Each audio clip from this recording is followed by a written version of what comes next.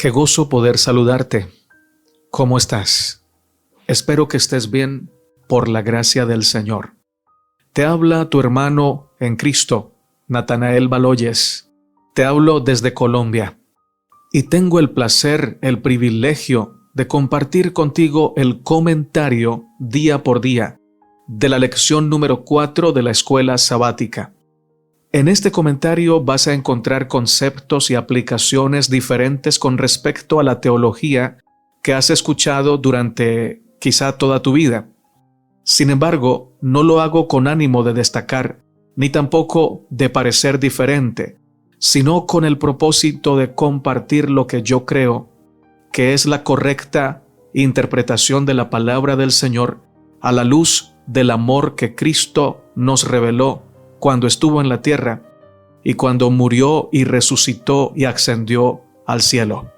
Siéntete muy libre de aceptar o de rechazar estas interpretaciones. Solo te pido que nunca olvides que Dios te ama con amor eterno. Nuestro Dios y nuestro Padre que habitas en el alto cielo. Glorificado y santificado sea tu nombre por siempre. Gracias, Señor, por tu abrazo constante.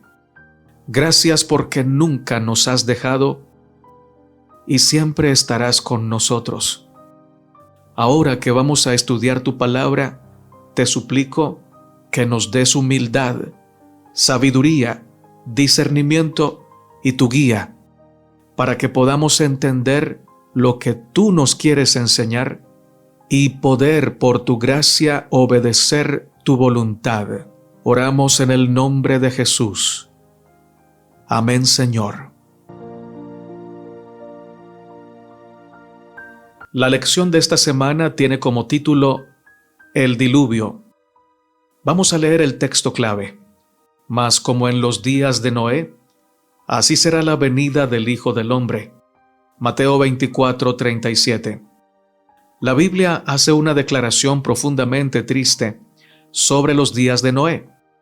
Todo designio de los pensamientos del hombre era de continuo solamente el mal. Dios vio esto y se sintió triste. Una vez más hacemos énfasis en que Dios tiene que hacer uso de nuestro lenguaje limitado para expresarnos lo que piensa, lo que siente y lo que es su voluntad. Debemos recordar que Dios no es hombre para que mienta, tampoco es hijo de hombre para que se arrepienta. Génesis 6:6 dice que Dios se arrepintió de haber hecho al hombre en la tierra y que le dolió o le pesó en su corazón. Arrepentimiento significa cambio de mentalidad, cambio de planes o un cambio de camino. Y sabemos que Dios no cambia en su esencia ni en su deseo de salvar. A Él nada lo tomó por sorpresa. Ya sabía lo que iba a suceder con esta generación. Sin embargo, necesitaba transmitirnos su dolor, su tristeza real por ver a su creación entregada casi que totalmente al pecado. Este verso de Génesis 6:6 no significa que Dios en realidad se haya arrepentido. El original hebreo nos dice que el Señor sintió dolor en su alma. El verbo que al español se traduce como arrepentimiento es nakham, que significa respirar fuertemente, lamentar, compadecer, consolar o lamentarse. De manera que queda muy claro que el Señor no se arrepintió de haber hecho al hombre sobre la tierra, sino que se lamentó de la maldad de sus criaturas. Si algo nos debe dejar claro el hecho de que a Dios le duela y le pese en su corazón la maldad de los hombres, es que para Él nuestro pecado sí importa. A Él le duele que nos entreguemos al mal, porque sabe que el mal nos hace daño. Esta es una verdad que nos habla que Dios no está lejano, que Dios no es indiferente, que nos habla que Dios está atento de nosotros como el padre y la madre velan por el bienestar de sus hijitos recién nacidos. Es decir, Dios vela sobre nosotros con extremo cuidado. Yo recuerdo todavía cuando cuidaba en las noches, y mi esposa hacía lo mismo, a nuestros hijitos recién nacidos. Nos levantábamos constantemente para tocar su vientre y darnos cuenta que estaban respirando. Teníamos miedo que se ahogaran con algún reflujo o algún vómito. Y estábamos casi durante toda la noche pendientes de su bienestar. Bueno, mucho más es Dios con nosotros. Dios aborrece el pecado porque ama demasiado al pecador, y el pecado degrada a sus criaturas. Sin embargo, Él siempre tiene soluciones de salvación. Siempre sabe cómo solucionar el pecado o el problema del pecado. Esta semana, en este estudio, por la gracia del Señor, veremos cómo Dios solucionó el problema y entenderemos que el diluvio no fue una mala noticia para nadie, sino una solución extraordinaria. Domingo 17 de abril. Preparación para el diluvio. Génesis 6, 12 al 13 dice: Y miró Dios la tierra, y he aquí que estaba corrompida, porque toda carne había corrompido su camino sobre la tierra. Dijo pues Dios a Noé: He decidido el fin de todo ser, porque la tierra está llena de violencia a causa de ellos. Y he aquí yo los destruiré con la tierra. Dios mira lo más profundo de nuestro ser. Dios sabe los motivos que anidan en nuestro corazón. Se goza cuando ve que reconocemos nuestro pecado y buscamos su auxilio seguro en su abrazo celestial. Nos recibe porque nos ama. Nos limpia porque desea morar en nosotros. Mora en nosotros y con nosotros porque es nuestro Padre Celestial. El mundo antediluviano tenía ventajas que ninguna otra generación tuvo. Por la edad con que murió Adán, sabemos que Adán alcanzó a compartir su experiencia. Muy seguramente, Adán y Eva le contaban a sus descendientes sus vivencias en el Edén, antes de que entrara el pecado. Seguramente les presentaban las evidencias del gran amor de Dios y los llamaban a vivir en esperanza y en fe, mientras llegaba el cumplimiento de la promesa del Mesías. Además, esta generación tenía una longevidad extensa. Sus años eran muchos sobre la tierra. Lo que para nosotros son 10 años de edad, para ellos eran 100 años. Es decir, es como si una persona de esa época a los 100 años era como una persona de esta época a los 10. Con tantas ventajas y privilegios, ellos en su gran mayoría eligieron transitar la senda de la injusticia, de la violencia, del mal uso de los talentos, de los dones y de la inteligencia. Ante una situación como esa, la destrucción no se hace esperar, porque recordemos que todo lo que el hombre siembra, eso también cosecha. Recordemos que Dios estableció un plan de redención para la humanidad, y ese plan incluía su visitación especial a este mundo. Él mismo vendría y nos salvaría en el momento indicado, cuando se cumpliera el tiempo. El Señor se haría carne como nosotros para mostrarnos su carácter de amor y de santidad, para mostrarnos cuánto ama Dios a sus criaturas. Ahora, para que este plan se cumpliera, Dios tuvo que tomar decisiones drásticas, puesto que el hombre parecía estar enfocado en tratar de impedir que el proyecto de Dios se llevara a cabo. Dios vio que Noé era diferente, amaba a Dios y quería hacer su voluntad. Por eso Dios lo comisionó para construir un arca y pregonar al mundo que pronto vendría un diluvio, un bautismo de purificación para la tierra y para los hombres. Con la mente dualista que nosotros tenemos ahora, creemos incluso que el Dios eterno, el único Dios verdadero, realiza actos que causan dolor y muerte. Es como si pensáramos que Dios hace cosas buenas y hace cosas no tan buenas porque le toca. Porque nosotros, según ese concepto, lo obligamos a hacerlas. Pero eso no es así.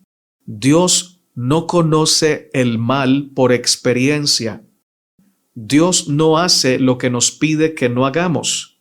Si Él nos dice que no robemos, Él no roba. Si Él nos dice que no mintamos, Él no miente. Si Él nos dice que no matemos, obviamente Él no mata. La destrucción que se avecinaba no era un acto cruel, ni tampoco un genocidio. En el ámbito o atmósfera de Dios, enviar el diluvio es una equivalencia a en nuestro ámbito enviar a dormir a nuestros pequeñuelos porque ya es de noche y es tiempo de ir a dormir, a descansar. Sin embargo, sabemos que al otro día nuestros hijos volverán a levantarse. Noé debía preparar el arca, pregonar el arrepentimiento y la justicia, porque si los hombres y mujeres de aquella generación se volvían de su camino y de su maldad y de su violencia, podrían seguir viviendo para colaborar con el plan de Dios de venir a este mundo a mostrarnos su amor. Pero si no se arrepentían, Dios los enviaría a dormir, a descansar. El Señor nuestro Dios no destruyó a nadie con el diluvio. Les permitió el descanso de una vida loca, desordenada y vacía, a todos aquellos que se negaron a corregir sus caminos.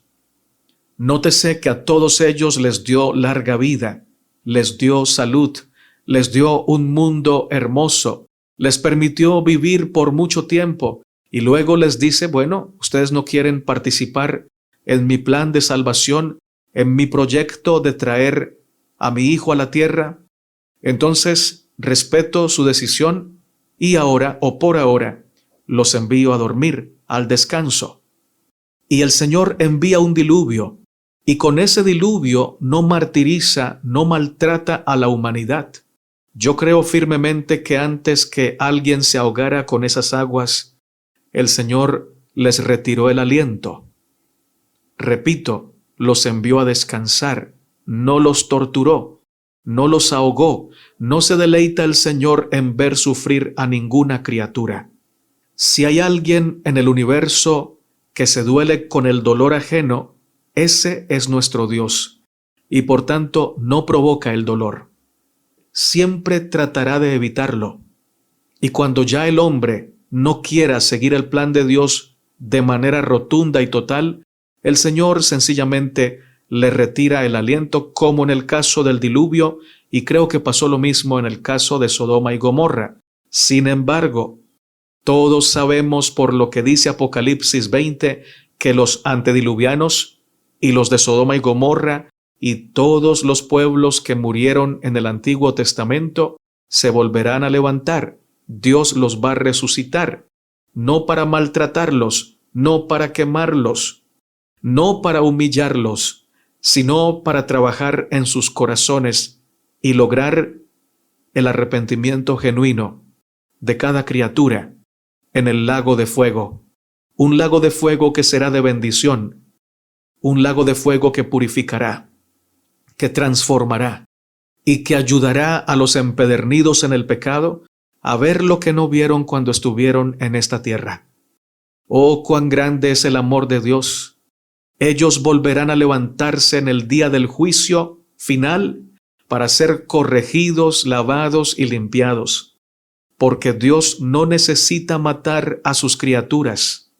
Dios tiene los recursos para rehabilitarlos y ayudarlos a ser lo que deben ser. Mateo 18, 12 al 14 dice, ¿qué os parece si un hombre tiene 100 ovejas y se descarría una de ellas? ¿No deja las 99 y va por los montes a buscar la que se había descarriado? Y si acontece que la encuentra, de cierto os digo que se regocija más por aquella que por las 99 que no se descarriaron. Así, no es la voluntad de vuestro Padre que está en los cielos, que se pierda uno de estos pequeños. Lunes 18 de abril, el suceso del diluvio. Génesis 7, 21 al 24 dice: Y murió toda carne que se mueve sobre la tierra, así de aves como de ganado y de bestias, y de todo reptil que se arrastra sobre la tierra, y todo hombre. Todo lo que tenía aliento de espíritu de vida en sus narices, todo lo que había en la tierra murió. Así fue destruido todo ser que vivía sobre la faz de la tierra, desde el hombre hasta la bestia, los reptiles y las aves del cielo, y fueron raídos de la tierra, y quedó solamente Noé, y los que con él estaban en el arca, y prevalecieron las aguas sobre la tierra 150 días. Dios ha permitido que en este paréntesis del pecado, sus criaturas siembren y cosechen. Cada uno recoge de lo que siembra. Sin embargo, ya que el pecado no ha entrado de manera sorpresiva, sino que Dios ya tenía todo previsto, el pecado no tiene la última palabra en ninguna criatura que Dios ha permitido que viva en esta tierra. El suceso del diluvio fue una realidad. Lo que sí no dice la Biblia, y no lo vas a encontrar en ninguna parte de la Biblia, es que Dios haya torturado a las criaturas con el agua que descendió a la tierra y la inundó. Los hombres, con mentes predispuestas a desear el mal para los que se consideran malos, creen que los que se quedaron fuera del arca sufrieron, lloraron y rogaron para que los dejaran entrar. Pero eso no lo dice la Biblia. La Biblia afirma que murió toda carne. Dios no dice que los que se quedaron fuera del arca rogaron para que se los dejara entrar, o que lloraron y gritaron mientras se ahogaban. La Biblia solo dice de manera categórica que las personas murieron. Dios no mató a los antediluvianos ni los destruyó, aunque Génesis 7, 21 al 24 pareciera decirlo. Pero recuerda que Dios usa nuestro lenguaje limitado. Este lenguaje nuestro está contaminado por el pecado. Y por eso al Señor le toca usar nuestro lenguaje para darnos a conocer una idea que Él quiere mostrarnos. Pero no quiere decir que Dios mate ni que Dios destruya. Porque si fuera así, Dios no los fuera a resucitar en el juicio final. Si van a volver a vivir es porque no están destruidos. Destruir significa quitar la vida para siempre, y Dios no les ha quitado la vida para siempre. Les permitió ir al descanso. Dios tiene que servirse, repito esto, del lenguaje humano, nuestro lenguaje, porque desea que entendamos verdades de su carácter en nuestra forma común de comunicarnos. Pero en el ambiente de Dios no se puede considerar como que Dios mató o destruyó a los antediluvianos, porque ellos volverán a la vida para estar de pie en el juicio. Lo que quiere decir que no están destruidos, sino que están descansando. Entonces también podemos decir que Dios en su amor puso fin a la vida temporal de los antediluvianos. Pero eso no es matar ni destruir, porque Dios no ha puesto fin a su vida eterna, ya que Dios no da la vida para quitarla.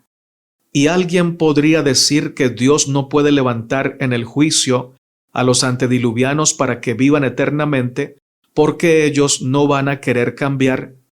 Pero yo creo que los juicios de Dios pueden cambiar los corazones de los hombres tarde o temprano. Y no me lo invento yo.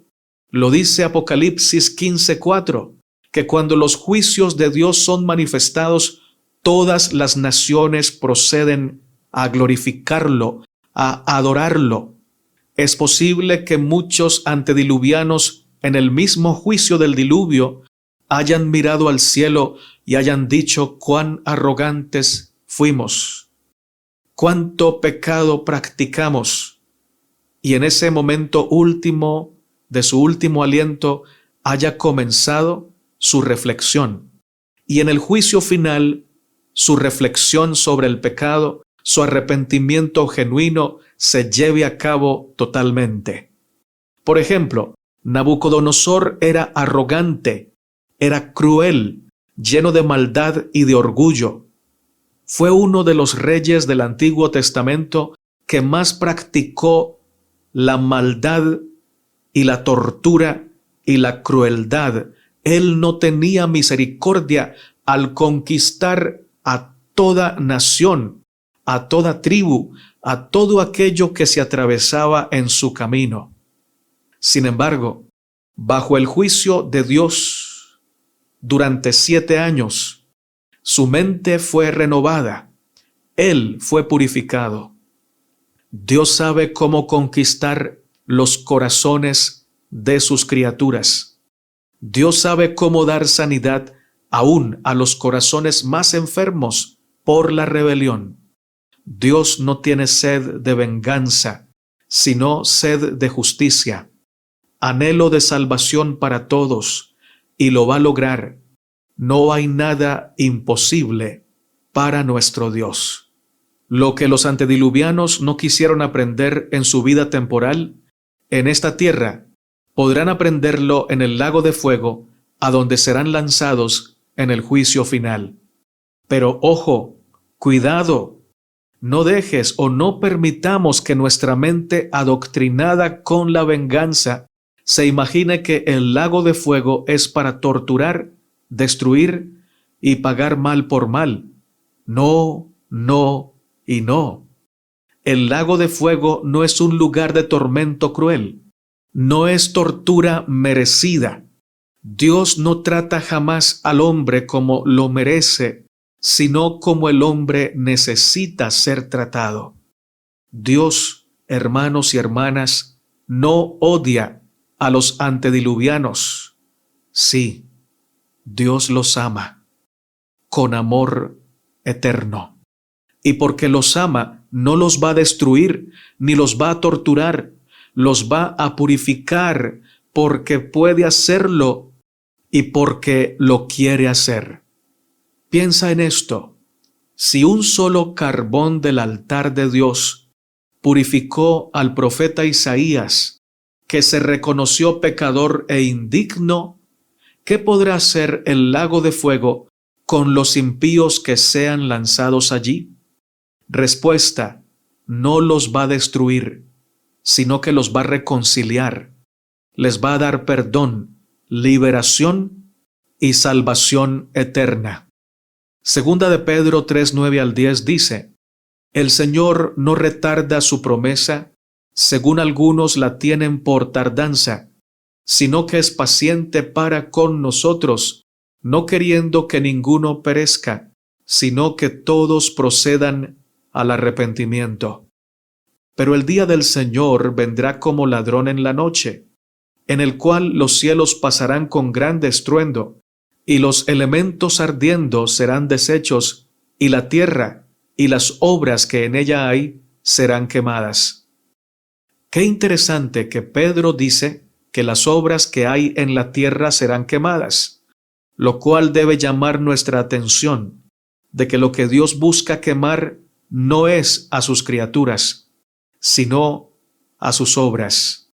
Dios quemará las obras pecaminosas sin destruir a sus hijos amados. Martes 19 de abril. El fin del diluvio. Génesis 8:1-2. Y se acordó Dios de Noé, y de todos los animales, y de todas las bestias que estaban con él en el arca. E hizo pasar Dios un viento sobre la tierra, y disminuyeron las aguas, y se cerraron las fuentes del abismo y las cataratas de los cielos, y la lluvia de los cielos fue detenida. Una vez más debemos prestar atención a la forma como Dios usa el lenguaje en su palabra. Es obvio que si Noé, su familia y todos los animales estaban bien en medio de tan grande catástrofe, era porque Dios no los había olvidado ni un solo momento. Dios había estado con ellos a cada instante. Entonces veamos qué nos quiere decir el Señor con la frase: se acordó Dios de Noé. Esa frase llama nuestra atención a que Dios decidió detener las aguas del diluvio porque sabía que Noé, su familia y todos los animales en el arca necesitaban que la lluvia se detuviera, parara. Dios sabe lo que necesitamos, pero también sabe cuánto podemos soportar. Dios sabe que hay procesos que a nosotros nos van a parecer difíciles, pero como buen padre sabe que esa disciplina rigurosa, aunque incómoda, nos va a servir. Vamos a aprender a depender de Él. Vamos a madurar espiritualmente. Quizá tú en este momento estés pasando por tu propio diluvio o tu propia tempestad. Recuerda que mientras pasas por ese temporal, Dios está contigo, Dios va contigo, Dios te fortalece. Él te recuerda, no te dejaré, ni te desampararé. Los montes se moverán y los collados temblarán, pero no se apartará de ti mi misericordia. Que todas las tempestades pasan, la enfermedad no es eterna, las decepciones sentimentales no se quedan para siempre como una espina clavada en el corazón. Todo lo malo tiene un fin. El diluvio en el tiempo de Noé no duró para siempre. Tu enfermedad tampoco durará eternamente. Tu llanto pasará, tu dolor pasará, pero la palabra de Dios que mora en ti no pasará jamás. Ella perdurará eternamente. El autor de la lección nos dice, en el contexto del diluvio, se acordó Dios significa que la lluvia fue detenida y que Noé pronto podría salir del arca. Aunque todavía no recibió una orden directa para salir, Noé toma la iniciativa y envía primero un cuervo y luego una paloma para tantear la situación. Finalmente, cuando la paloma no regresa, entiende que las aguas se secaron sobre la tierra y quitó Noé la cubierta del arca y miró. El comportamiento de Noé es rico en lecciones prácticas. Por un lado, nos enseña a confiar en Dios, aunque todavía Él no haya hablado directamente. Por otro lado, la fe no niega el valor del pensar y el tantear. La fe no excluye el deber de pensar, buscar y ver si lo aprendido es verdad. Y aún así, Noé sale únicamente cuando Dios finalmente le dice que lo haga. Génesis 8, 15 al 19. Es decir, incluso cuando sabe que es seguro irse, Noé todavía confía en Dios y espera la señal de Dios antes de salir del arca. Esperó pacientemente dentro del arca. Fin de la cita. Ahora me gustaría llamar tu atención a algo grandioso. Así como el diluvio tuvo un fin, y luego el Señor volvió a bendecir la tierra con vegetación y vida abundante, el pecado y el castigo del pecado también tendrán un fin. Y luego de que el pecado, sus consecuencias y la muerte sean destruidos, entonces la vida plena volverá a florecer de manera total en cada rincón de la creación del Señor. En cada corazón de las criaturas de Dios habrá plena satisfacción, pleno gozo, pleno amor por el Creador y una obediencia voluntaria que será de grato aroma para nuestro Dios eterno. Qué lindo pensar que Dios no dejará que ninguna vida se pierda. Generalmente la gente que aboga porque la mayoría se va a perder es porque no se detiene a pensar que eso la puede incluir a ella, o puede incluir a sus hijos, o puede incluir a gente que ama. Y aunque lo piensen y se detengan a pensar en que van a perder a sus hijos por siempre, algunos llegan a amar tanto su doctrina que esa doctrina y esa interpretación se hace más grande que su amor por sus hijos y por la humanidad. Pero eso no sucede con Dios.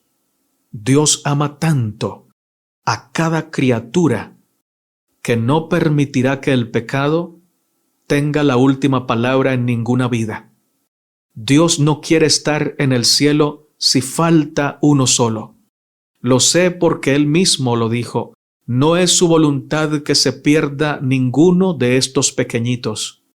Y sabes, los pecadores son terribles. Nosotros los vemos como indignos de salvación. Y si somos más justos y más conscientes, deberíamos vernos a nosotros mismos como se vio el apóstol Pablo a sí mismo, como el más grande pecador, como el primero de los pecadores, el menos digno de salvación. Y cuando te ves así, necesitas mirar al cielo y decir: Señor, yo no soy digno, yo soy pecador, no merezco tu amor. Y vas a recibir de vuelta una respuesta: es que yo no te salvo porque te lo merezcas. Yo te salvo porque te amo, porque eres mi hijo. Y eso mismo aplica para todos los pecadores, hermanos. Para los de Sodoma y Gomorra, para los antediluvianos, para Nadab y Abiú, para los jóvenes que se burlaron de Eliseo y para los que van a estar en el lago de fuego. Todos ellos son indignos. Yo soy indigno, pero Dios no pierde. Dios siempre gana. Y no nos ha dado un libre albedrío que sea mayor que su amor y su misericordia. No nos ha dado una libertad capaz de hacernos perder por la eternidad. Nos ha dado libre albedrío y libertad limitada, de tal manera que podamos cosechar lo que hemos sembrado en esta vida temporal sin perder nuestras almas y sin morir eternamente. Porque hubo uno que quiso morir por nosotros. Hubo uno que quiso por mí padecer y morir por mi alma salvar. El camino cruento a la cruz recorrer para así mis pecados lavar. En la cruz, mis pecados lavó el Señor. Y eso cuenta no solo para mí, sino para todas las criaturas, porque a todas las ama el Señor, y ni el pecado, ni la muerte, ni las consecuencias del pecado son mayores que el amor de Cristo. Así que, hermana, no dudes, tus hijos van a ser salvados por el Señor. Nadie puede llegar tan bajo que Dios no lo pueda rescatar. Nada puede hacer el pecador que haga que Dios lo deje de amar y que haga que Dios pierda su deseo de salvarlo. Y al final, no se cumplirá la voluntad del pecado en ninguna alma, sino que se cumplirá la voluntad de Dios.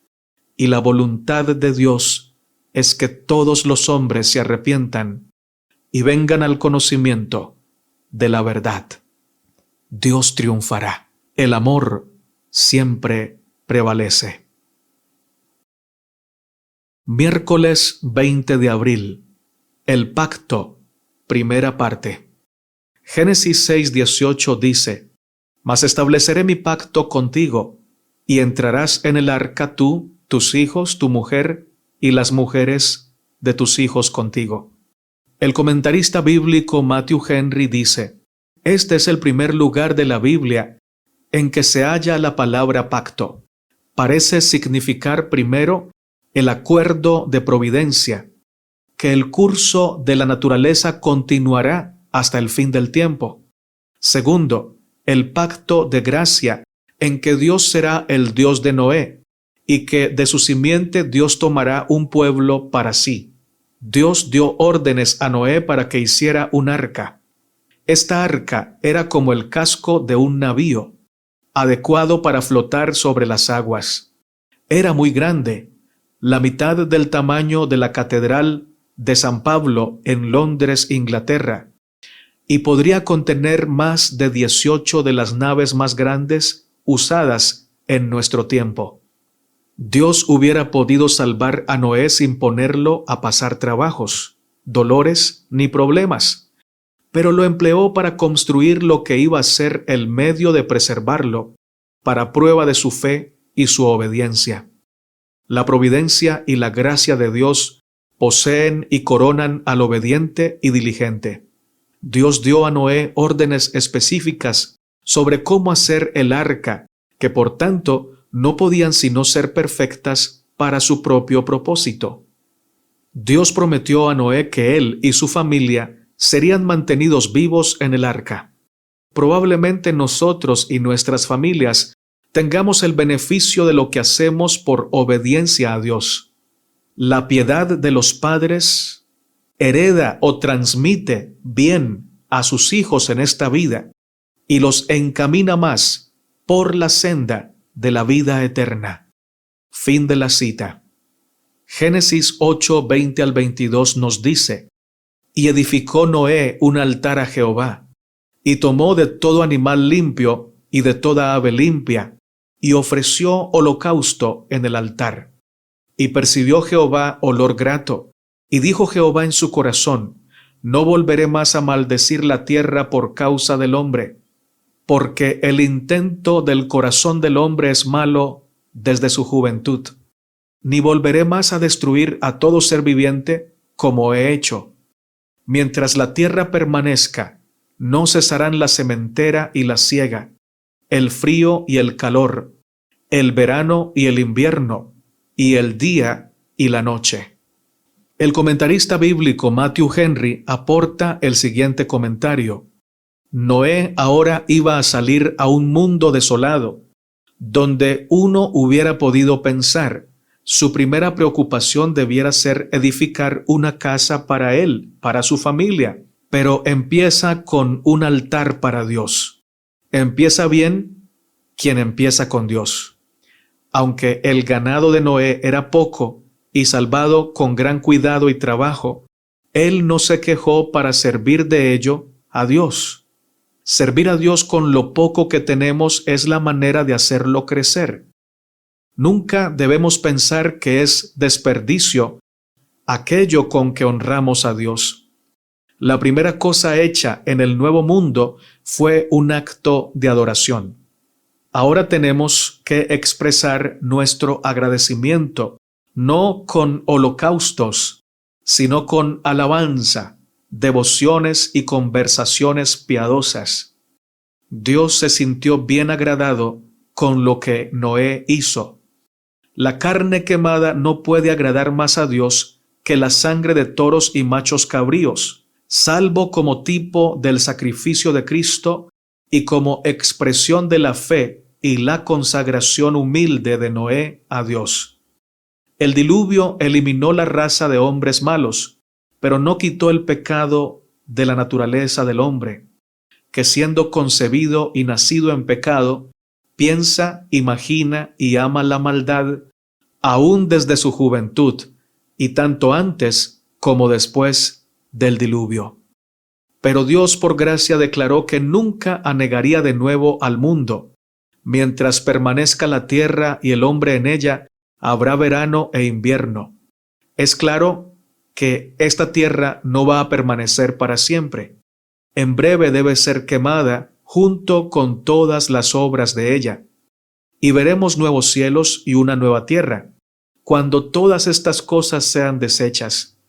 Pero en la medida que permanecen, la providencia de Dios hará que el curso de los tiempos y de las estaciones prosiga y cada uno tenga su lugar. Y basados en esta palabra, confiamos en que así sea.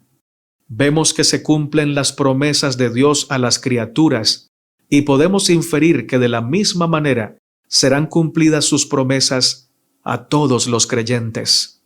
Fin de la cita. Hermano, hermana, Dios cumple su palabra, Dios cumple su promesa. En Isaías 55 el Señor dice que su palabra no vuelve a Él vacía, sino que hace lo que Él se propone que haga. La palabra que Dios ha enviado a esta tierra la ha enviado para que sane a los quebrantados, para que liberte a los cautivos, para que proclame el día agradable de liberación del Señor. Y esa palabra se va a cumplir en todas las vidas. El pacto del Señor con la raza humana terminará con el cumplimiento perfecto de la voluntad de Dios en cada criatura. El universo entero conocerá que el sacrificio que Cristo hizo de manera voluntaria, su entrega total, cumplió su propósito: salvar, perdonar, renovar, purificar y reconciliar a toda criatura con su Creador, unir a la familia de la tierra con la familia del cielo, para que nunca más se vuelvan a desunir, ya que la sangre de Cristo unirá a la familia de la tierra con la familia del cielo, con vínculos indestructibles y eternos. Alabado sea nuestro Señor. Jueves 21 de abril. El pacto.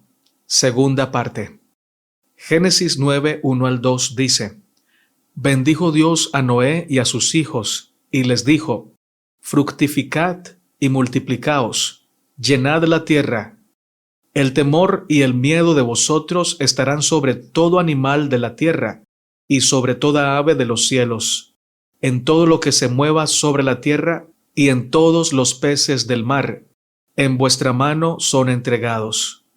El autor de la lección nos dice: el compromiso de Dios de preservar la vida fue un acto de gracia. No fue el resultado de los méritos humanos. Dios decidió preservar la vida en la tierra a pesar de la maldad humana. Génesis 8:21 y Génesis 8:22 dice, literalmente, todos los tiempos de la tierra. Es decir, mientras dure esta tierra actual, las estaciones vendrán y se irán, y la vida continuará. En síntesis, Dios no se dio por vencido con su creación. Por cierto, el siguiente versículo, que habla de la bendición de Dios, nos transporta a la creación original con su bendición. Génesis 1:22, 28 y Génesis 2:3. El Señor, en cierto sentido, le estaba dando a la humanidad la oportunidad de volver a empezar. Fin de la cita. La vida comenzó con Dios y está siempre sustentada por Él. Toda vida tiene un propósito. Toda vida es amada por el Creador. Su amor es eterno, incondicional y completo. Las criaturas pueden no merecerlo, pero Él nos da su misericordia de manera generosa y sin ningún reproche.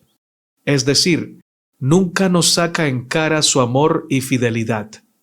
Dios preservó la vida de Noé y sus descendientes no porque ellos lo merecieran, sino porque Dios los amaba.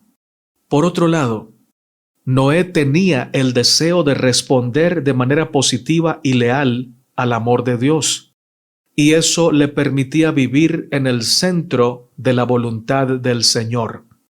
Cuando tenemos claro que Dios nos ama y hemos sido conquistados por ese amor, lo que más queremos es estar en comunión con Él, vivir por Él, vivir para Él. Nunca hacer lo que nuestra naturaleza carnal y pecaminosa nos pide, sino que el deleite nuestro está en hacer lo que el Espíritu de Dios nos mueve a realizar.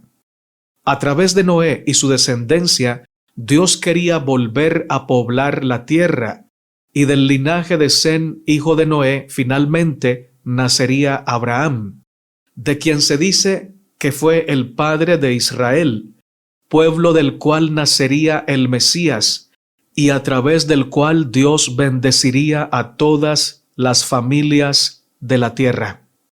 Génesis 9, 8 al 17 dice: Y habló Dios a Noé y a sus hijos con él, diciendo: He aquí que yo establezco mi pacto con vosotros y con vuestros descendientes después de vosotros, y con todo ser viviente que está con vosotros, aves, animales y toda bestia de la tierra que está con vosotros, desde todos los que salieron del arca hasta todo animal de la tierra.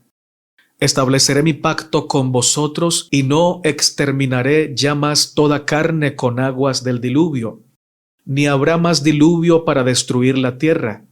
Y dijo Dios: Esta es la señal del pacto que yo establezco entre mí y vosotros y todo ser viviente que está con vosotros, por siglos perpetuos. Mi arco he puesto en las nubes. el cual será por señal del pacto entre mí y la tierra. Y sucederá que cuando haga venir nubes sobre la tierra, se dejará ver entonces mi arco en las nubes, y me acordaré del pacto mío, que hay entre mí y vosotros y todo ser viviente de toda carne, y no habrá más diluvio de aguas para destruir toda carne. Estará el arco en las nubes y lo veré, y me acordaré del pacto perpetuo entre Dios y todo ser viviente, con toda carne que hay sobre la tierra. Dijo pues Dios a Noé: esta es la señal del pacto que he establecido entre mí y toda carne que está sobre la tierra. Matthew Henry comenta lo siguiente: este mundo permanece hasta ahora como un monumento de misericordia, pero el pecado que ahogó al mundo antiguo quemará a éste. Entre los hombres se sellan acuerdos para que lo prometido pueda ser solemne y para hacer que lo pactado sea más seguro para mutua satisfacción. Este pacto fue sellado con el arco iris, que probablemente haya sido visto antes que las nubes, pero nunca como sello del pacto hasta ahora. El arco iris aparece cuando hay mayor razón para temer que la lluvia prevalezca. Entonces Dios muestra este sello de la promesa, de que la lluvia no prevalecerá. Mientras más densa la nube, más brillante el arco en la nube. Así, como abundan las aflicciones amenazadoras, abundan mucho más los consuelos alentadores. El arco iris es el reflejo de los rayos del sol que brillan sobre o a través de las gotas de lluvia. Toda la gloria del sello del pacto deriva de Cristo, el sol de justicia, y Él derramará gloria sobre las lágrimas de sus santos. Un arco habla de terror, pero éste no tiene ni cuerda ni flecha, y un arco así no hace daño.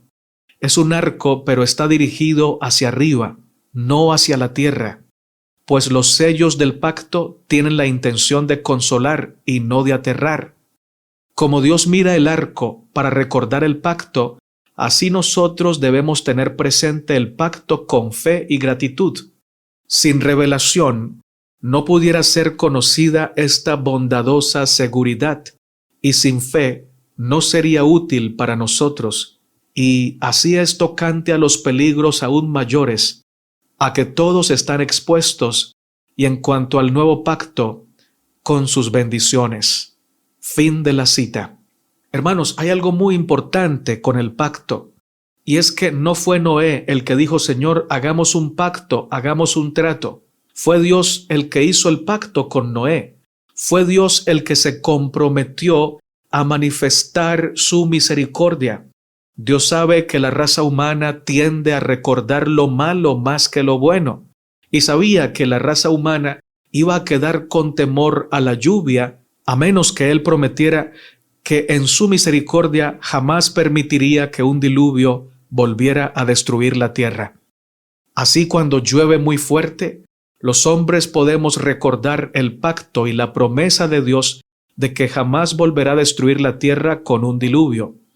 Apocalipsis dice que la tierra será convertida en un gran lago de fuego, y ese fuego no será para destruir, sino para purificar, para quitar toda señal de pecado.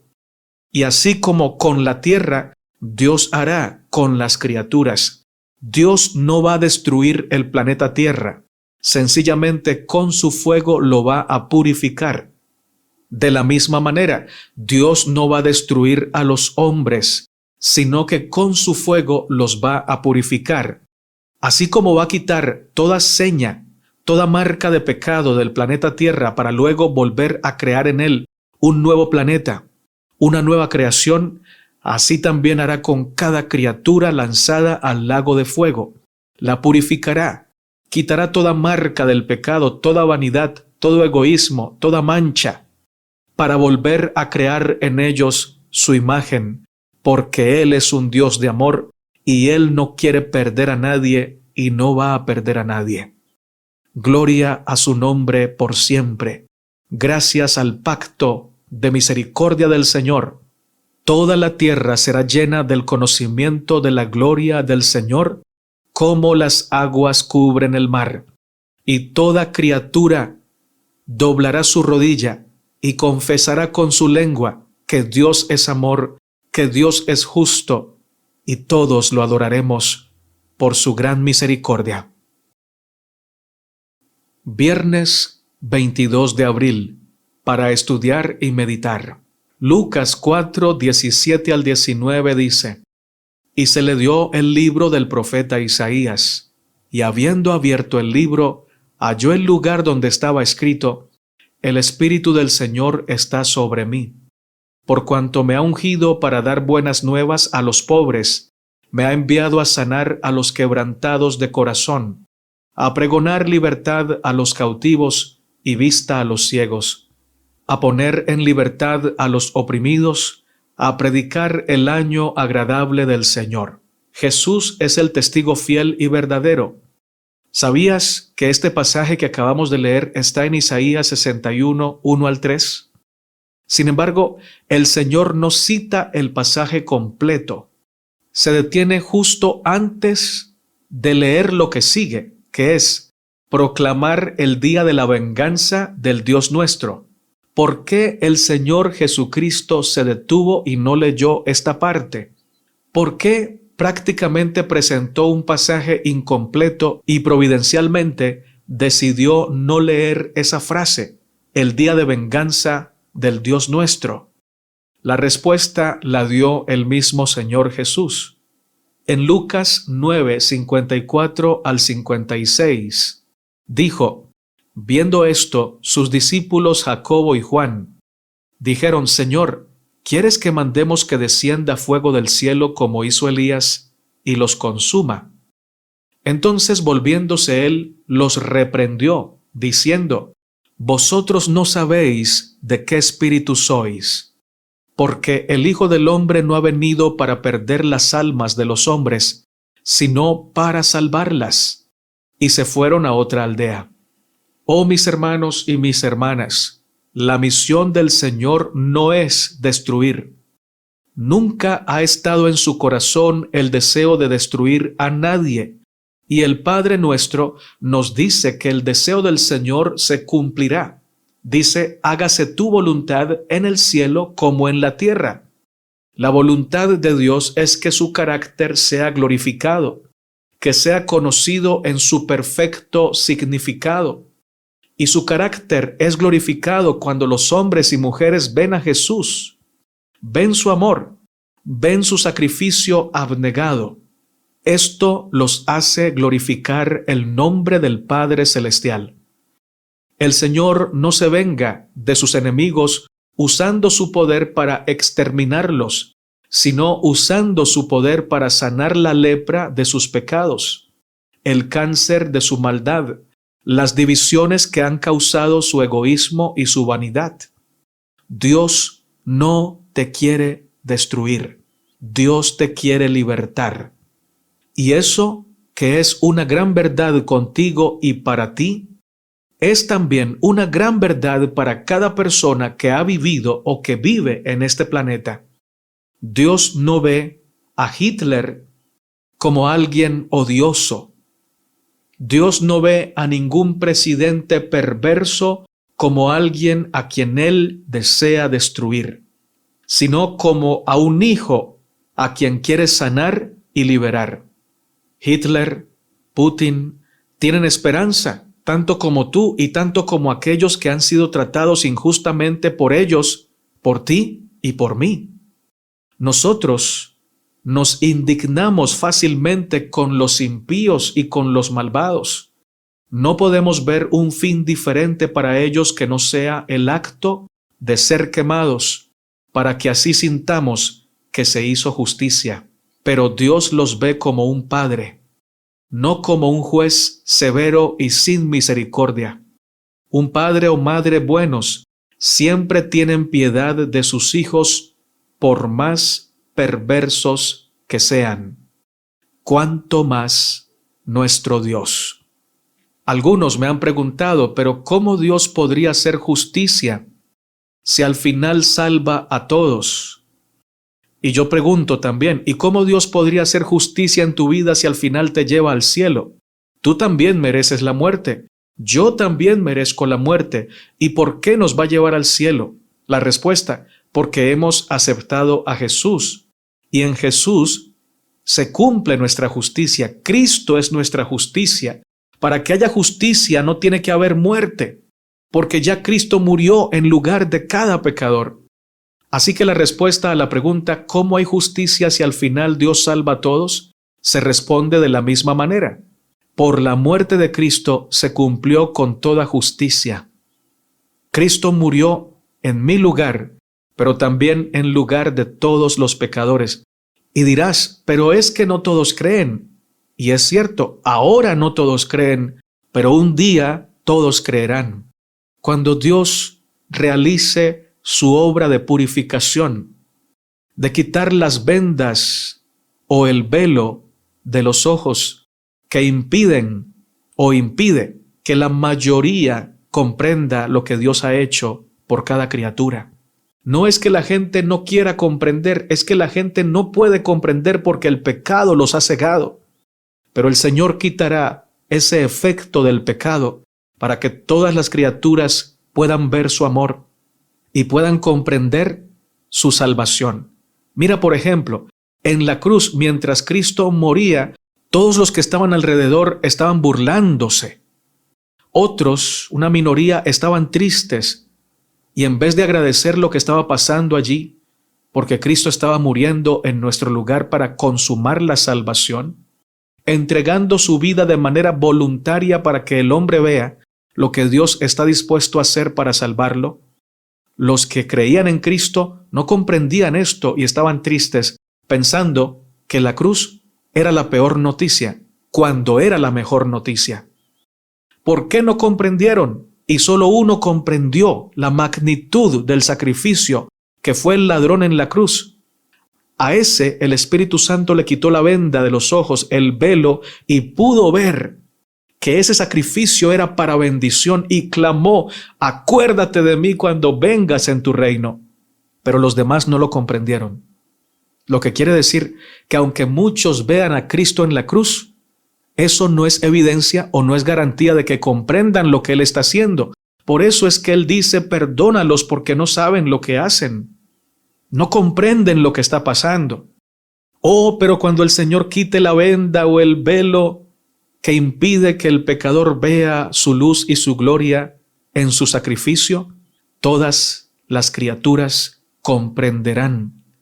Y eso incluye a Caín, a los descendientes de Caín, a los antediluvianos, incluye a Judas, incluye a Hitler, incluye a Putin, incluye a todos los que tú te imagines, te incluye a ti y me incluye a mí. Y cuando sin velo podamos ver el amor de Dios, eso impactará de tal manera nuestros corazones que toda criatura adorará al Señor. Toda criatura reconocerá su maldad y lloraremos y nos lamentaremos por el daño que le hicimos y diremos, merecemos la muerte. Pero Dios dirá, mirad a mí y sed salvos todos los términos de la tierra. Y se cumplirá entonces la profecía, ¿quién no te temerá, oh Dios, y glorificará tu nombre? Por lo cual todas las naciones vendrán y te adorarán, porque tus juicios se han manifestado. Toda rodilla se doblará y toda lengua confesará que Jesucristo es el Señor. El pecado será derrotado, la muerte será derrotada y los pecadores serán restaurados. Todos, sin que falte ninguno, serán reconciliados por el gran sacrificio de Cristo y su gran amor. Este es el Evangelio que creo y que quiero predicar hasta el último momento de mi vida. El verdadero Evangelio, en donde triunfa el amor y no triunfa el pecado. Señor, Dios de Abraham, de Isaac y de Israel, alabado y glorificado sea tu nombre. nos acercamos a tu presencia a través de los méritos de Cristo para abrazarnos a tu misericordia y sentir tu abrazo eternal. Gracias, Señor, por tanto amor que no merecemos, pero que necesitamos.